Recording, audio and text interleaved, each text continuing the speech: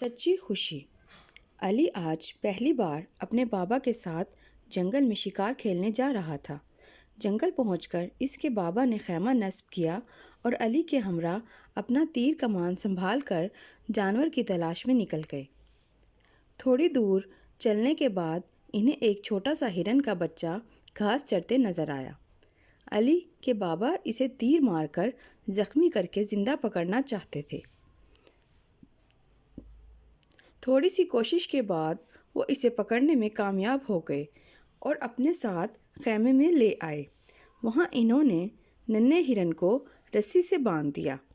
دوپہر کا کھانا کھا کر وہ کچھ دیر لیٹ گئے تاکہ تازہ دم ہو کر واپس گھر جا سکیں۔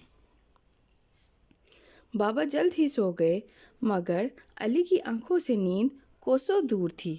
وہ معصوم ہرن کو دیکھ رہا تھا جو کونے میں اداس کھڑا تھا۔ علی کو لگا شاید اس کی آنکھوں میں آنسو ہیں۔ اچانک علی نے باہر کوئی عجیب سی آواز سنی۔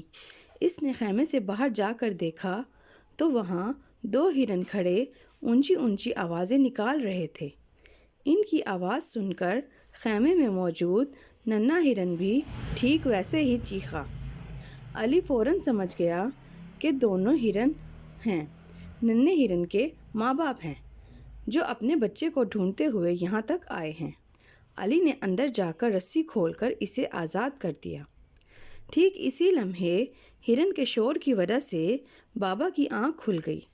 بابا نے سوالیہ نظروں سے بیٹے کی جانب دیکھا۔ علی نے کہا، بابا آپ کو کیسا لگے گا اگر کوئی مجھے آپ سے اور ماما سے دور کر دے؟ بابا ایک لمحے میں علی کی بات کی گہرائی سمجھ گئے۔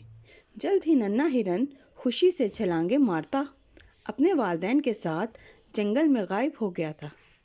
ننھے علی نے اپنے بابا کو سچی خوشی کا مفہوم عملی طریقے سے سکھا دیا تھا۔